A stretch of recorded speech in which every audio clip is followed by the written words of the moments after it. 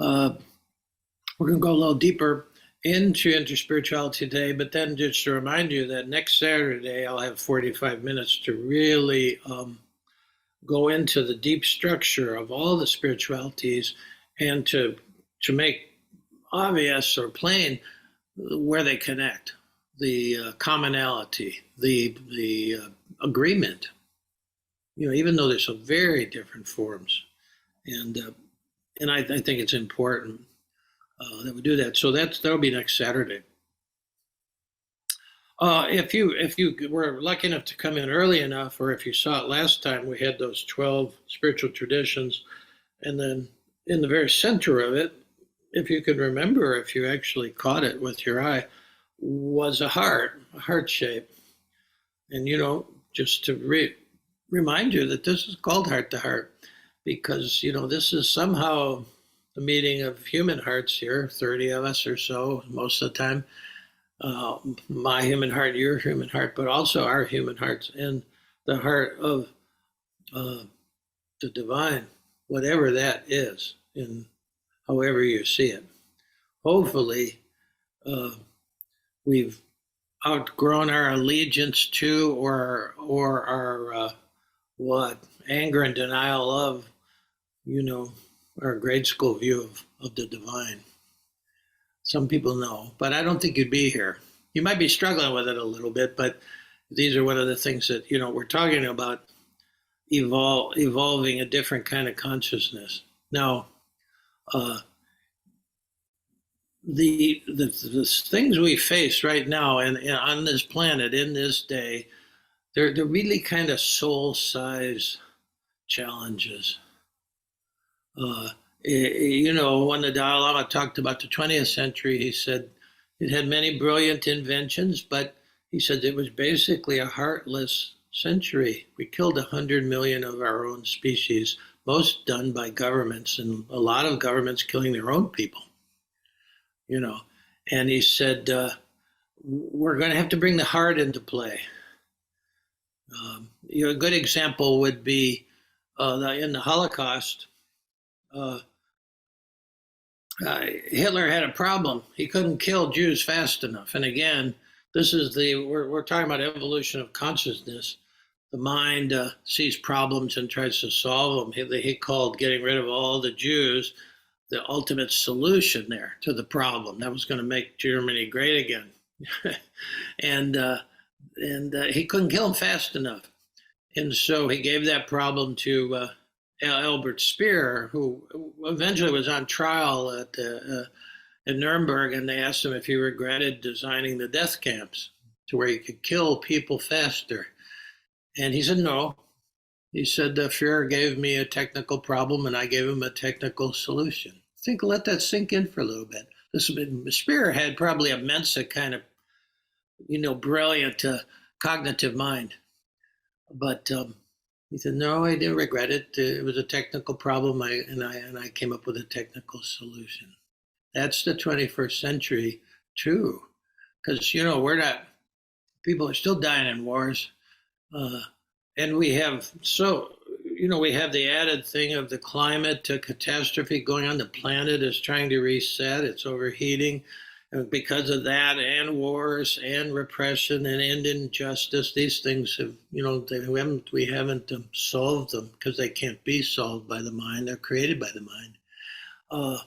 We have millions of immigrants moving. We've always had migration on this planet since we began in Africa. We migrated all over the place. Migration is a human thing, but now it's a problem. And now we keep people out. The mind does all that. And so, as the Dalai Lama said rightly, he said we really need to evolve our consciousness beyond the mind. And so I want to look at that for a little bit. Here are like three mystics. The mystics are the guys who are at the heart of all the traditions. And here are three mystics from different traditions. This is what they think. This one comes from the literary tradition. It is only with the heart that we can see rightly. What is essential is invisible to the eye. It's only with the heart that we can see rightly. What is essential is invisible to the eye. That came from The Little Prince, if you've ever read it. I think it was the fox who said that. Yeah. So there's a literary tradition too. That's what I started in when I started in my university thing. I just read the great books of the world, and uh, so many of them got to the heart of the human predicament in whatever age they were written, all the way going back to Homer and those guys even before Homer. Here's another one from another tradition: pulling out the chair beneath the mind and watching you fall upon God. Well, there's nothing else to do. That is, it's the only fun in the world. Pulling out, you might recognize this one, pulling out the chair beneath your mind and watching you fall upon God. There's nothing else to do. It's the only fun in the world. That's Hafez from the Sufi tradition. We're sort of the mystics of Islam. And then this one here gets right to it in sort of more direct terms. Non-dual, unitive perception is not possible unless the mind is in the heart. Non-dual, unitive perception is not possible unless the mind is in the heart. That image of comes from Eastern Orthodox Christianity, the idea of you must put the mind in the heart. And the metaphor we've been using for about 3 years now is of operating systems, and how you can, you at one point you might have had dial-up, operating system for the internet, and then it got faster and faster and upgraded. Or we didn't have Zoom in the beginning. Nobody was Zooming when people were starting to get on the internet, because the internet hadn't evolved to that, which would add you it's interesting. It's like a two-edged sword, because the latest huge threat, challenge that we face is artificial intelligence itself. The daddy of that, a British guy who from Canada who started working with Google to, I can't even comprehend all the intricacies of all the chatbot stuffs and the chatbot stuff and all that. But this guy left Google and he's sounding an alarm saying, this could threaten life on the planet. It's sort of like Frankenstein's monster running amok. So now we even have the mind, the brain, the cognitive, the rational mind that can be put into machines that now, if you remember 2001 Space Odyssey, the human being was fighting for survival against the computer on the ship. Well, that was well ahead of its time. See, so we have soul-sized challenges that we're facing, and we need a different kind of operating system to match up with it. I mean, the left brain, rational mind, is terrific at solving practical problems of time and space. But in the process, it's sort of run amok a little bit, and it's created these problems. It's created the ability to heat the atmosphere at a certain level. It's created the ability to do all sorts of things that are actually not healthy for us. And so when I say these are soul-sized kind of challenges, then that's why we have to go from a kind of childhood operating system. We're going to review this a little bit and then we'll be able to practice some meditation. But we have a childhood operating system that's still operating, and then we have a rational operating system, cognitive operating system, the brain, fine, for practical problems. Okay, things happen, so we can solve them. But then there's the operating system of the heart. Now, this is what we have to upgrade to, and pronto, really. The good news is, I think, prophetically, Margaret Mead, a great anthropologist, she said, for big changes in the world to happen, You don't need 100% of the people to change, and you don't even need 51% of the people to change. She said it's more like 3%. If 3% of the people upgrade their operating system, big things will change. Sort of like when the lead goose in a bunch of Canadian geese, the one who's leading the pack, when he goes this way, the pack goes this way. So there's that. That gives us a little more hope when you look around you, you know, and we're that, we can do that. Um, Knowledge of these operating systems and then having a meditative practice, it all speeds up the evolution. And we are in a kind of race for time, you see. People are, there's heavy duty suffering going on the planet. The last cut, if you heard it, the Dalai Lama was talking about the misery of the world. It's such a beautiful world. We have all the food that we need and people starve, and we have all this, we have a lot of land on this planet, but yet we're keeping people from coming into countries. These are soul size challenges. Okay, the interesting thing is the mind solves problems, but it also creates problems. My mind does. I got a poem about it tomorrow that'll be out. Uh, the mind can create problems, more than solve problems. Happens, your own mind. Take a look at it. The heart sees challenges as opportunities to heal. And that's why the heart operating system is so important. Every one of the mystics that we're hearing from has evolved to run off the heart operating system. It doesn't matter which tradition they're in if you really look at what the mystics say. So let's just review that for a little bit, because the childhood operating system we're all born with reacts emotionally, viscerally, and it's pre-rational. But then we didn't, we weren't up to reason then. It's emotional, it's visceral, and it's really looking for survival and security, affection and esteem, and power and control as it gets older. But in the beginning, it's survival based. It's a survival operating system. Thank goodness, here we are. It's proof that it works. And it still hangs on because, you could be in situations where you have to act where you don't have time to think about it. We've all been there too. So the good parts of the survival operating system, the childhood operating system, need to be there. The helpful parts, where we can react instantly in a situation, but it's not rational. And if that's the operating system you're working at as an adult, it can be tribal. And that's that gives us a lot of the problems we have today. It's us and them. You can feel that it's never been so strong in this, at least in our culture.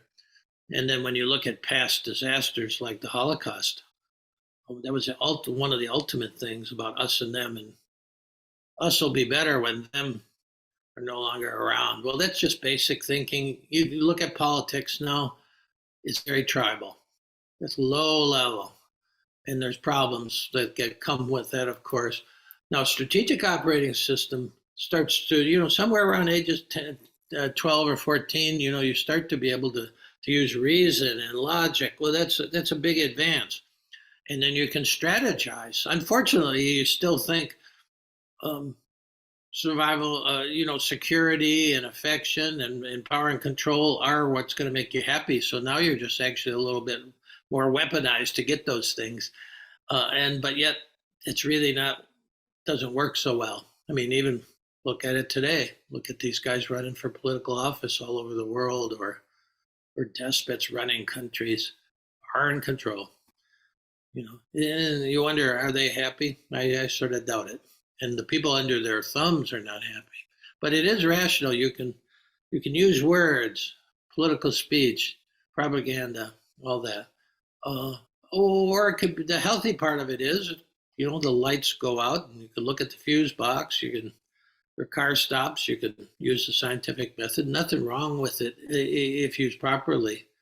But if you think this is is what we're here for. If this is the end of evolution, you'd be let down. It's rational. So we have pre-rational, we have rational, and then the heart operating system is different. It resonates. It's not linear and rational and point by point. It's like holistic. It resonates with a kind of luminous wisdom and compassion.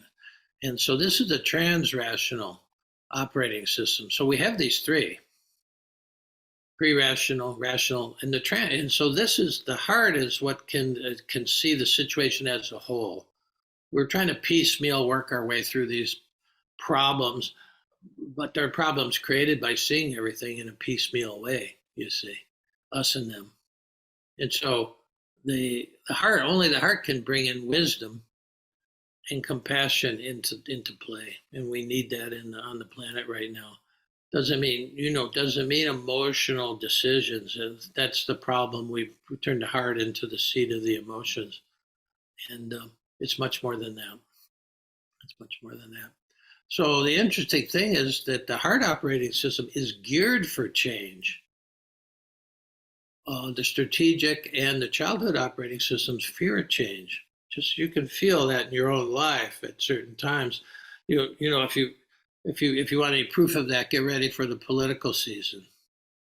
What we fear books now. We we fear books about the Holocaust. Away with the books into the ovens. Yeah, it's strange territory. But that's a good thing about the heart operated. It's prepared for change. It's geared for change. When a great mystic like Julian of Norwich talks about, when she says this, which sounds preposterous in a world we're living in, but she says it, all will be well and all will be well and every manner of thing will be well. It's not like somebody's going to flip a magic switch. She's talking, that's the way she sees it from the heart. Because when you're empowered with the spirit and you're seeing things holistically, no matter what arises, huge. She was killed and then came back from. She was a near-death kind of survivor from the Black Plague, which was killed about a third of England when she was there, and still she has this. It's not Pollyanna. She knows that when you're centered into the heart, you have the ability to respond almost to anything, really, with wisdom and compassion. That's how she can say that. So the problem is you just can't will yourself into the heart operating system. It takes practice to even locate it. I mean, I've had people who are very intelligent people and good people and dear friends who are working with this, and they're saying, you keep talking about the heart. I mean, I don't even know where mine is. Are you talking about the physical heart? I said, yeah, I am talking about the physical human heart. So it's somewhere not up here. The brain is good for a lot of things, but it's all wired up with the brain, of course. Tom, who's watching, Tom Bloom from Texas, has done much more work than I have with heart math. And heart math talks about that interwiring between the heart and the brain. And the question is, who's the master and who's the servant? I wrote a poem called Hokey Pokey. And it starts with, you make awareness the master and thinking the servant. Yeah, awareness is what the heart has. So it's like saying you make the heart master and the brain servant. No problem, as long as thinking is under the guidance of the heart. You wouldn't create a death camp. You wouldn't build an atomic bomb if the heart was the master, you see. So it takes practice, first of all, to even locate the heart. So when I'm giving you an image because it's the way I work. It's the best image I know is dropping the mind into the heart. It's the same way we upgrade our operating system. You go from one into the other. You don't lose the mind. You don't lose your survival system, but you upgrade it. And it's going to take some practice to even locate the heart, because the mind is so busy, it gets in the way, doesn't it? Okay. And so that's where various traditions of meditation, and what we'll talk about Saturday is one of the one of the commonalities of all these traditions, they all have a way to do that, to make that transit from the mind to the heart. And they're called different things, but they're all meditative practices in some form or fashion. And then it takes years of practice, to be honest, to where you shift your center of gravity to there. Dalai Lama, Merton, Julian Norwich, the mystics in all traditions, Rumi,